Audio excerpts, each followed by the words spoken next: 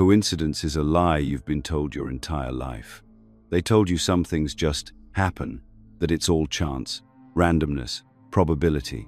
But deep down, you've felt otherwise. You've had moments that felt too precise to be accidental glimpses of something intelligent woven into the ordinary. A number repeated everywhere you looked. A person calling just as you thought of them. A song lyric hitting at the exact moment you needed to hear it. And still, you brushed it off. Because you were trained to. Conditioned to believe there's nothing beneath the surface of reality. But there is. And it's been guiding you the whole time. These moments you've called coincidences are not random. They are messages, clues, markers from something greater trying to reach you. This isn't about superstition or wishful thinking. This is about seeing reality as it truly is. Alive, aware, and always communicating. The question is, are you finally ready to listen? You weren't born blind to meaning. As a child, you noticed everything: patterns in clouds, shapes in shadows, strange timings that made you pause. You felt wonder without needing an explanation. You sensed things without being told. But over time, that instinct was buried. Bit by bit, you were taught to stop believing in things that couldn't be measured. You were told there's no such thing as a sign, that seeing connections where none objectively exist is just a glitch in your brainer bias, a flaw, something to correct. School taught you that the world is made up of hard facts and solid rules. Science, they said, only works through cause and effect. If you couldn't prove it in a lab, it wasn't real. And so you stopped trusting the moments that whispered something more. You stopped asking why certain things happened at just the right time. You stopped looking for meaning in what you couldn't control. And yet, the signs never stopped showing up. The same numbers, the same names, the same themes, repeating like hidden code written into the fabric of your life. But when you brought it up, they called it coincidence, and you believed them. Because belief isn't always a choice. It's often a byproduct of survival. And in a world that punishes strangeness, it's safer to stay silent than to sound crazy.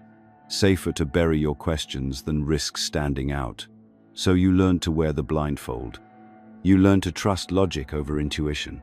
You learn to silence the part of you that still sensed something more. The system you were raised in thrives on predictability. It needs you to follow a scripto, stay focused on what's visible, provable, monetizable. If you wander off into mystery, if you pause to reflect on something that can't be quantified, you become harder to manage. And that's a problem for them.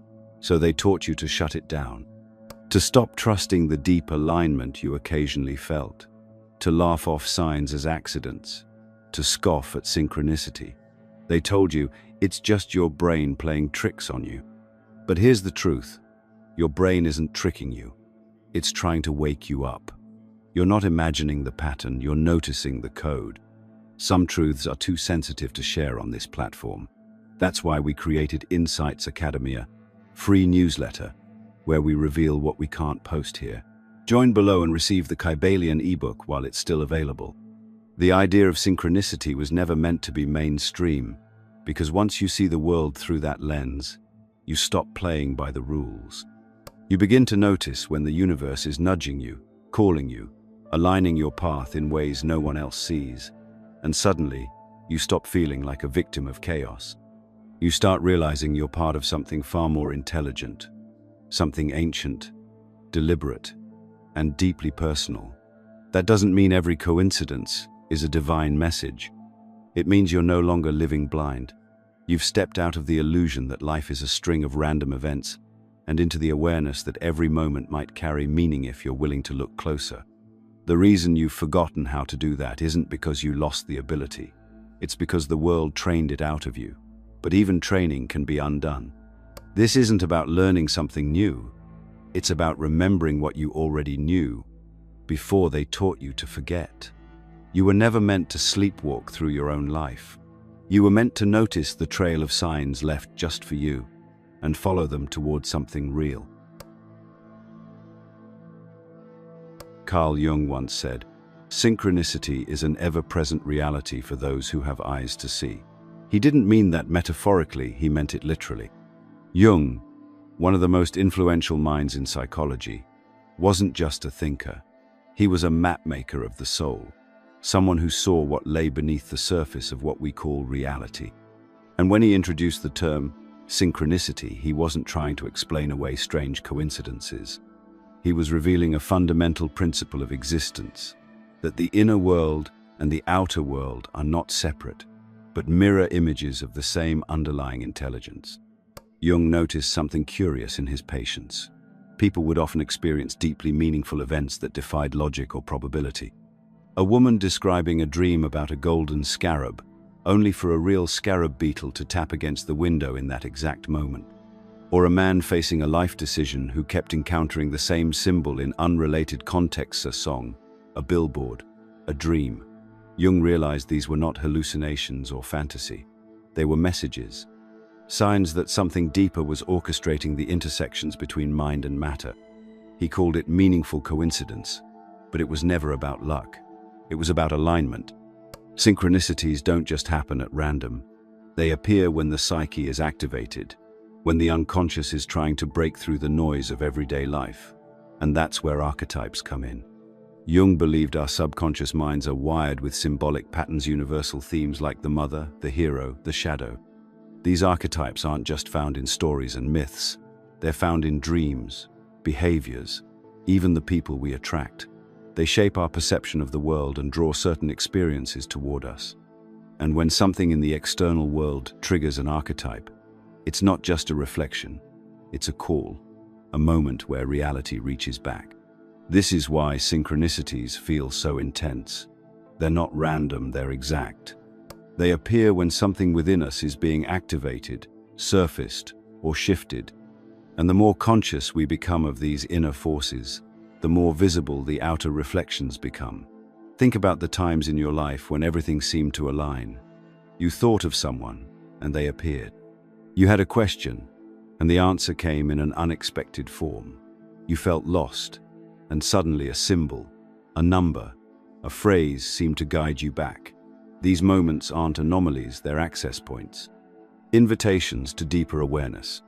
But we've been trained to dismiss them, to believe that if we can't explain something, it must not be real. Jung didn't accept that. He saw the psyche and the world as two halves of one system. The conscious mind projects meaning, and the unconscious responds through symbols. The world, then, becomes a mirror of the inner landscape, not metaphorically, but energetically, synchronistically. This is not magic, it's not wishful thinking. It's an ancient, intuitive truth that science is only beginning to catch up with. Reality is not a machine, it's a language, and every synchronicity is a sentence written in it. What Jung began to uncover was a radical truth, that you are not a separate observer of life, but a participant in a living pattern, one that is both psychological and cosmic. Every thought you have, every emotion you carry, every image that arises in your dreams, they all interact with a deeper field of intelligence, and that field responds. When you step into alignment with your inner truth, the world outside begins to align with you. That's not ego, that's resonance. That's synchronicity. This is the original code of meaning, not imposed from the outside, but awakened from within. When you understand this, your life stops being a string of disconnected events and starts becoming a story written by your own soul, shaped by archetypes, mirrored by reality. Jung didn't just define synchronicity, he revealed the architecture of connection. The question now is, will you learn to read it? The universe doesn't speak in words, it speaks in patterns, symbols, and timing. And if you're paying attention, it speaks constantly. Most people walk through life believing they're alone in their thoughts, that the world is indifferent to their struggles or questions. But those who begin to awaken know better. They begin to notice that when they're at a crossroads, a message arrives. When they're breaking down, a breakthrough appears. And when they're about to turn away from their path, something subtle but undeniable calls them back. That something is synchronicity. and it is the spiritual language of the universe. This language isn't heard with the ears or seen with the eyes it's felt. It shows up as that strange knowing that something is significant, even if you can't explain why. It's the way a book falls open to the exact page you needed, or the way a stranger's words echo the thought that's been haunting you all week. These are not hallucinations. They're not fantasies. They're spiritual contact points, brief but profound confirmations that reality is more than what you've been told. Across every spiritual tradition, there's a belief that the universe communicates through signs. In ancient Egypt, dreams and omens were considered sacred messages. In Hinduism, divine timing is known as kala, not just chronological time, but a moment imbued with meaning. Indigenous cultures around the world speak of nature as a conscious force, animals, weather, and landscapes as guides rather than background noise. Even the Abrahamic traditions carry the theme, angels appearing at just the right moment, visions and symbols directing people toward their divine task. The language may differ, but the message is the same. You are not wandering through a dead world. You are in constant dialogue with a living one. Synchronicities often appear during spiritual awakenings, especially when your old life begins to dissolve and something new tries to emerge. It's no coincidence that people report weird signs when they're about to leave a toxic relationship, start a creative pursuit, or walk away from a life that no longer fits. The more you align with your authentic path, the louder the universe speaks. But not because it suddenly turns on, it's been speaking all along. You just became quiet enough to hear it. And still, many people ignore these signs, not because they don't believe, but because they don't trust themselves. They doubt their intuition. They rationalize the message away because it doesn't come in a form that fits logic. But spiritual language doesn't speak in formulas. It speaks in resonance. It speaks in timing. It speaks in dreams, in songs, in déjà vu, in the subtle electricity of a moment that feels too exact to be random. And when you learn to stop asking, "Is this real?" and start asking, "What is this showing me?" that's when the language reveals itself. Sometimes the signs are gentle nudges. Other times, they're wake-up calls that shake you to the core. A missed flight that prevents disaster. A sudden illness that forces you to slow down. A loss that strips away your false identity so you can find who you really are. These aren't punishments, they're recalibrations. The soul's way of realigning you when you've veered off track. Not all synchronicities feel good. Some are painful. But even the painful ones carry messages. Change is needed. Evolution is calling. Growth is overdue. When you begin to honor synchronicity as communication, not superstition, you start moving differently in the world. You start asking for guidance and listening for the reply. You start recognizing that every day, in ways big and small, something greater is walking with you, whispering through your life, arranging moments you don't have to understand in order to trust. And that trust becomes your compass, not because it guarantees safety, but because it reconnects you to a deeper intelligence than fear can ever offer. You were never meant to walk this path alone. You were always meant to dance with the invisible. You were always meant to wake up in the middle of an ordinary day and suddenly realize it was never ordinary at all. Most people believe that the world happens to them, that reality is some external force, fixed and indifferent, and all we can do is react. But this belief is an illusion, one that keeps you locked in a state of passive existence. The truth is far more intimate and far more powerful. Your consciousness shapes your reality. The outer world doesn't just reflect random events, it reflects you. Not the superficial you, not the mask you wear to get through the day, but the real you, the one beneath the noise. Synchronicities are not accidents. They are feedback. Your inner state is always being mirrored, echoed, confirmed, or challenged by the universe around you. When you begin to realize that your thoughts, emotions, and intentions are not private experiences but energetic broadcasts, everything changes. You understand why certain people show up at certain times, why the same situations keep repeating themselves until you face the lesson, and why moments of clarity seem to coincide with external breakthroughs. The line between coincidence and creation starts to dissolve, and you stop feeling like a spectator and begin to step into the role you were always meant to play, conscious participant. This doesn't mean that every fleeting thought instantly reshapes the world around you, but your sustained focus, your emotional energy and belief system act like a magnet.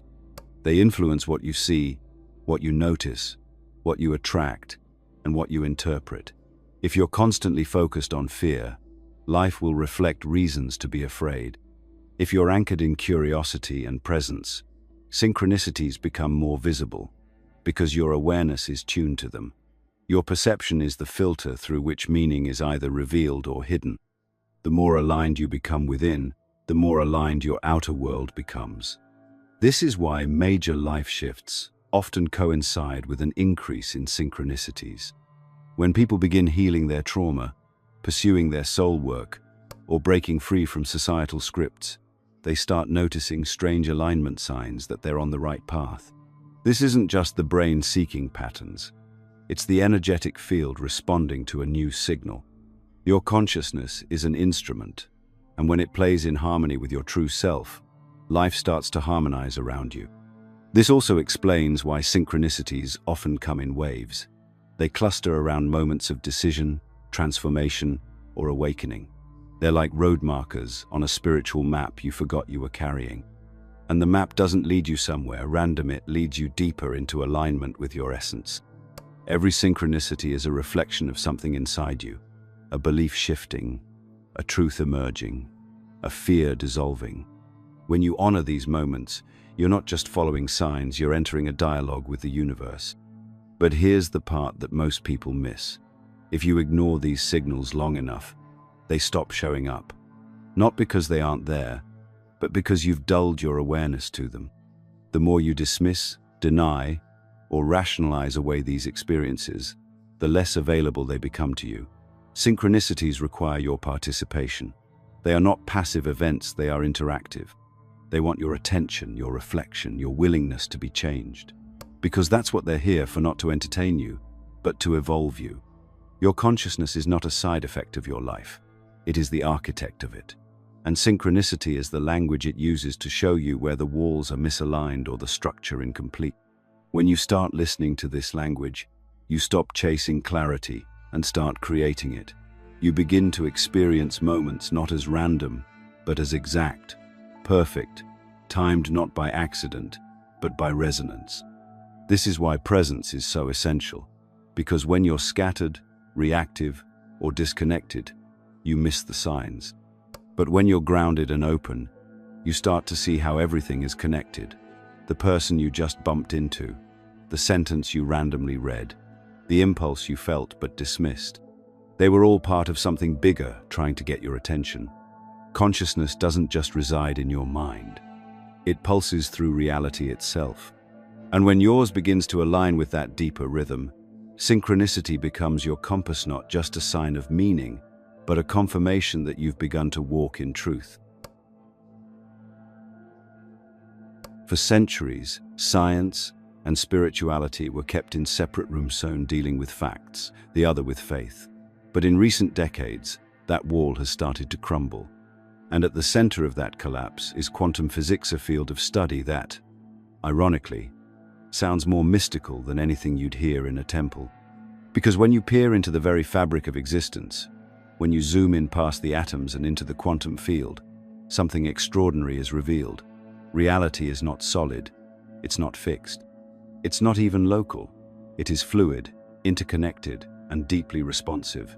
In other words, everything spiritual traditions have been whispering for thousands of years, science is now beginning to shout. One of the most important ideas in quantum physics is non-locality, the fact that two particles, once connected, can remain in sync no matter how far apart they are. Einstein called it spooky action at a distance. But spooky or not, it's real. Change one particle, and its pair responds instantly, even if it's on the other side of the universe. There is no signal, no delay, no physical link, just instant correlation. That breaks everything we thought we knew about time, space, and separation. And it opens a door. If particles can communicate across vast distances, why not people? Why not thoughts? Why not consciousness itself? Synchronicity begins to make more sense in this light. When two seemingly unrelated events happen with meaningful timing, they may not be unrelated at all. They may be entangled not by physical connection, but by resonance. Just like entangled particles, events in our lives may mirror one another, not through cause and effect, but through an invisible field that connects all things. This is where quantum mechanics and mysticism shake hands, because both suggest that the world is not made up of isolated objects, but of relationships, vibrations, probabilities, waves of possibility. You are not a fixed entity moving through time. You are a field of energy and awareness interacting with a larger field of potential. And when you shift your frequency through thought, intention, emotion, you don't just change how you feel. You change what you attract. You change what finds you. Synchronicities, then, are not glitches in the matrix. They are the matrix flexing. They are reality responding to your inner world, aligning variables you can't consciously control to deliver an experience that breaks your pattern of separation. And quantum physics doesn't stop there. It tells us that time itself is not what we think it is. The future and the past may exist simultaneously, as different slices of a greater whole. This echoes spiritual teachings that speak of divine timing not as something linear, but as something precise, like a frequency you have to match to access the next step. Ever had the feeling you were in the right place at the right time, as if the moment was waiting for you? That's not fantasy. That's physics catching up with spiritual truth. Even the famous double-slit experiment where observing a particle changes its behavior points to something radical. The observer doesn't just witness reality, the observer influences it. You don't just perceive the world, you participate in shaping it. This is the foundation of conscious creation. And it's also the heartbeat of synchronicity. When your internal observer changes, when your awareness deepens, when your beliefs shift, when your focus clarifies, the external events around you start to organize differently. The puzzle pieces begin to move. The patterns start aligning. The universe begins to speak. But here's the catch. You have to be awake enough to notice. Because synchronicities are subtle. They don't demand your attention. They invite it. They don't shout. They whisper. And in a world addicted to noise, silence becomes sacred. Stillness becomes power. That's where you begin to notice what others miss. That's where the mundane starts to shimmer with meaning. Science is not here to kill mystery. It's beginning to validate it. The quantum field is not just theoretical, it is the space you're breathing in right now. The same field that connects stars and atoms connects thoughts and outcomes, dreams and events, you and everything else. And once you understand that, synchronicity is no longer strange. It becomes natural, expected, even essential. Because when physics meets mysticism, the message is clear. You are more connected than you were ever taught to believe. And life, as strange as it seems, is paying attention. One of the most misunderstood ideas about synchronicity is that it somehow means everything is predetermined, that if life is sending you signs, then your path must already be written. But that's not how it works. Synchronicity doesn't eliminate free will, it illuminates it. It's not a script you're doomed to follow, it's a conversation you're invited to join. Every synchronicity is a choice point, not a command. It's the universe laying a breadcrumb in your path, offering a moment of alignment, and asking, will you follow this, or will you ignore it? Time is not as linear as we've been led to believe. We think of the future as something ahead of us, the past as something behind us, and the present as the fleeting space in between. But mystics and physicists alike suggest that time is layered, multidimensional, a vast field rather than a straight line. In that field, your soul isn't just moving forward. It's interacting with patterns, probabilities, and potentials that already exist. And synchronicities often arise from this strange dance between timelines. A future version of you might be pulling you forward through signs. A past decision might echo forward, creating moments of meaning in the present. And somehow, all of it converges exactly when it's supposed to. This is why some moments feel electric, not just important, but charged. as if the fabric of reality momentarily thinned and something deeper broke through. Maybe it's a conversation that seems to change everything, or an encounter that feels predestined, or a coincidence so precise it sends chills through your body. Those are not random, they're thresholds, points in time where your soul aligns with the path it's been trying to walk. And in those moments you are not being forced, you are being offered. Free will still lives at the center of it all. You can ignore the signs. You can turn away. You can rationalize, delay, dismiss, and the universe won't punish you for that. But it also won't stop trying. It will keep nudging you. It will keep rearranging the scenery. It will keep placing signs in your path until you finally stop and ask, what is this trying to show me? And when you do, everything shifts. Because your awareness is the key that unlocks the pattern. Destiny is not a fixed outcome, it's a frequency. It's not a rigid path, but a resonance. When you move closer to who you really are, you naturally start to align with people, opportunities, and events that match that deeper vibration. Synchronicity increases not because something outside of you is pulling the strings, but because you are finally vibrating in harmony with your own truth. You're no longer swimming upstream against your own current. You've started to flow with it. Think about those moments in your life when everything seemed to fall into place effortlessly, when doors opened without force, when help arrived before you even asked, when a choice, however risky, felt strangely right. Those moments are not flukes, they are signals, evidence that you are operating within your soul's design. And the more you tune into those moments, the more they begin to multiply. But don't confuse ease with passivity. Synchronicity still asks something of you. It asks you to choose, to be conscious, to take the leap even when it doesn't make sense. Sometimes the sign will come, but it's up to you to follow it. It's not about being passive in the face of fatigues, about being an active participant in a dialogue with the universe. And that's what makes synchronicity so powerful. It doesn't remove responsibility, it enhances it. Because when you recognize that life is speaking to you, moment by moment, you realize you're not waiting to be saved. You're being invited to co-create. This is where destiny and free will meet. Not in opposition, but in harmony. Destiny sets the coordinates. Free will chooses the route. And synchronicity is the flashing light that tells you you're on track. When you learn to trust those signals, not as answers but as allies, you begin to walk a path that feels less like wandering and more like remembering. Because somewhere deep in your being, you already know where you're meant to go. The signs just help you get there. There are moments in life that feel like checkpoints, like you've arrived at a significant mile marker in a journey you didn't realize you were on. You stop, even if just internally, and feel something click. A quiet recognition, a strange clarity. Sometimes it's the end of a cycle, sometimes it's the beginning of a new one. But either way, it doesn't feel like a coincidence. It feels guided. That's not an illusion. That's the soul speaking through synchronicity.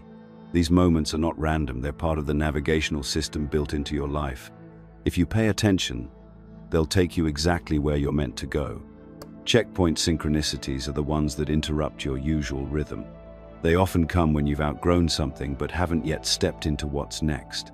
A career that once felt fulfilling begins to feel empty. A relationship starts to stretch thin. Or your routines, once comfortable, now feel like a cage. You try to keep moving forward, but everything slows down. Nothing flows. And just when you're about to force something or give up altogether, it happens. A phone call, a sentence overheard, a random chance meeting, a book you pick up without knowing why. And in that moment, something inside you shifts. The sign wasn't loud, but it was clear, and for a brief moment, you remember who you are. These checkpoint synchronicities are not only comforting, they're precise. They arrive at the exact moment you need them, not before, not after. They're timed to your soul's growth, not your ego's schedule. And often, they come with a choice, to keep repeating the familiar, or to step into the unknown. The signs won't force you. They'll simply offer a mirror, a map, or a message, and the decision remains yours. But if you've been listening, really listening, you'll know what to do. What makes these events powerful is that they feel both external and internal at once. The outer world delivers something, a symbol, a sequence, a face, and it lands inside you like a revelation. You feel recognized by reality, not in a way that makes sense to others, but in a way that makes sense to you. That's because these signs speak the language of your own consciousness. They don't need to be universal. They need to be personal. That's how you know they're real. Some people wait for these moments like lightning bolts, rare and miraculous. But the truth is, they're always happening.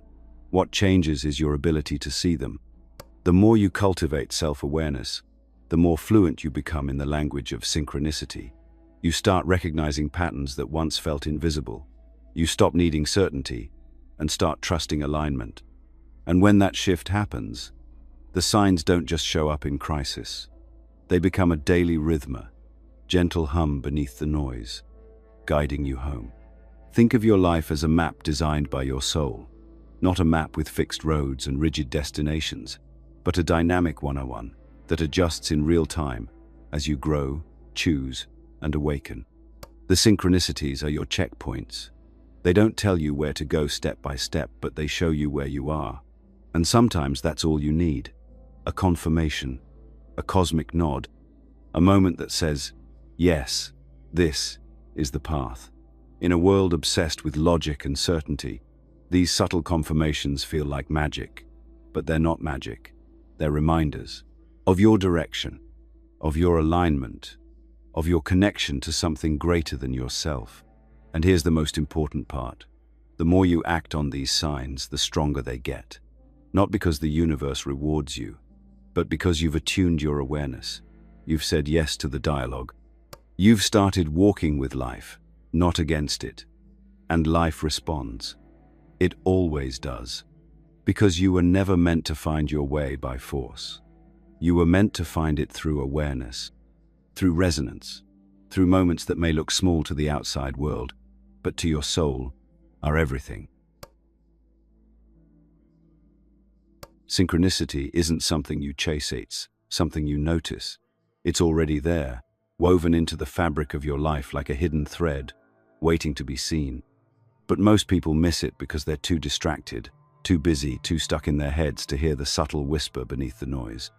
To truly experience synchronicity as a guiding force, you have to tune yourself like an instrument.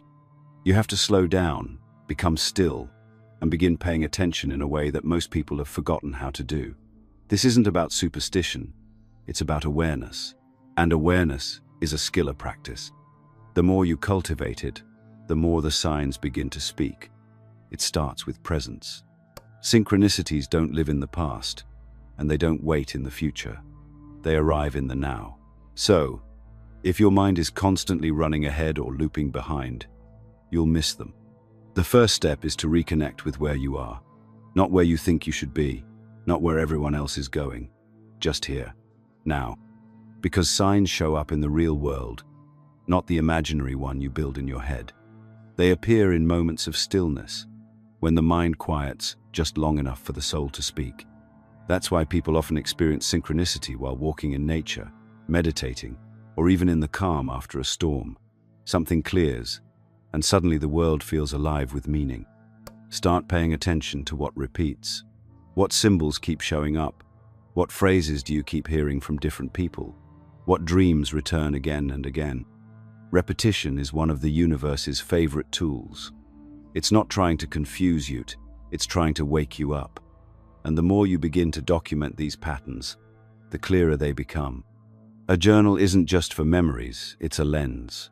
When you write down synchronicities, however small, you begin to see the invisible lines that connect them. You begin to track your own evolution in symbols. You begin to realize that life is not random, it's responsive. Ritual helps too. You don't need crystals or incense unless they hold meaning for you. What you do need is a way to return to yourself. A space where you can pause, ask for guidance, and listen. Maybe that's 5 minutes in the morning with your thoughts. Maybe it's lighting a candle and breathing before making a big decision. What matters is not the form, it's the intention. Synchronicity is a two-way relationship. If you want the signs to speak louder, show that you're listening. And don't underestimate the power of asking. Ask the universe for a sin, not to test it, but to tune to it. Be clear in your request, and then let go of needing the answer to come in a specific way. Signs rarely arrive in the form we expect. More often, they come through back doors, through things we almost overlooked. That's part of the magic. You think you're waiting for one thing, and life gives you another more perfect than you could have designed. And finally, trust the feeling. You know the one. That strange spark in your chest when something just clicks. That sense that something small means something big. That is not delusion. That is resonance. That is your inner world, recognizing its own reflection in the outer one. And when you begin to honor that feeling, when you let it guide you without demanding it to explain itself, you begin to walk in alignment. Not because you have all the answers, but because you've learned how to ask better questions and how to listen for the reply. Building a synchronicity practice isn't about controlling life. It's about surrendering to the conversation that's already happening. It's about becoming sensitive to the unseen architecture of your experiences. And once you start, you'll never be able to unsee it. The world will never again look random. It will look like a field of meaning, alive with direction, purpose, and mystery. And you'll walk through it differently, not faster, not with more certainty, but with presence, with trust, with a quiet knowing that you are exactly where you're meant to be, and the signs will be there when you need them. There comes a point where synchronicity stops feeling like an occasional occurrence and starts to feel like a natural state of being, not because the signs become more frequent, but because you become more awake. You no longer need fireworks to feel guided. You no longer second-guess the inner tug that tells you to pause, to move, to speak, to wait. You've trained yourself to listen, and in that listening, a new way of living emerges. One that isn't based on control, prediction, or fear, but on alignment, presence, and trust. This is where synchronicity stops being a phenomenon and becomes a philosophia way of life rooted in deep relationship with yourself and the intelligence of the universe. Living this way doesn't mean you have all the answers. It means you've stopped pretending that you need them. You no longer chase certainty like a drug. You recognize that the real power lies in being attuned, in being available to the mystery. You start waking up in the morning and asking not just, "What do I need to do today?" but, "What is life asking of me today?" That small shift changes everything. It shifts you from being a passive consumer of experience to an active co-creator. You start noticing beauty in places you once rushed past. You begin seeing meaning in moments others call mundane. And you carry yourself differently, not with arrogance, but with reverence. Because you know you're in dialogue with something vast and sacred, and that knowing humbles you. When synchronicity becomes a way of life, decision-making changes. You stop forcing outcomes. You stop settling for what doesn't resonate. You start choosing based on alignment rather than fear. And when you can't see the full path, you trust the next step. Because that's how the path reveals itself, one step at a time, one sign at a time, one small act of trust after another. You begin to build a life that doesn't just look good on the outside, but feels true on the inside. A life that is guided, not driven. This kind of life isn't loud. It's not always obvious to others. From the outside, you might still look like someone going to work, drinking coffee, paying bills. But internally, everything is different. You move from a different place. You respond to a different rhythm. And slowly, others notice. They feel something in your presence. They ask how you stay calm in chaos, how you know when to take risks, how you make peace with the unknown. And maybe you'll tell them the truth. You stopped fighting the current, and you started listening to the signs. This way of life doesn't make you immune to pain. It doesn't exempt you from challenge, but it gives you a compass in the storm. It reminds you that even when everything seems uncertain, there are patterns trying to find you. There is guidance trying to reach you. And if you stay present, you'll always know what to do next, not because it makes sense on paper, but because it feels aligned in your soul. The story we've been told is that life is random, that we're alone, that meaning is something we impose onto a dead universe. But that story is crumbling. And in its place, something ancient and true is Risinga deeper story, where life is not separate from us, but speaking to us in every moment, through timing, through feeling, through symbols, dreams, and strange alignments, through the soft pulse of synchronicity guiding us back to ourselves. If you want to keep living asleep, chasing empty goals, ignoring the call, of course you can, but you'll always feel the ache, that quiet sense that something is missing. But when you choose to live in rhythm with the mystery, to follow the signs, to surrender to the dialogue, you don't just find your path, you find yourself. Not the version of you shaped by expectation, but the real one, the one who knows, the one who remembers. And if you're still not part of Insights Academy, now's the time.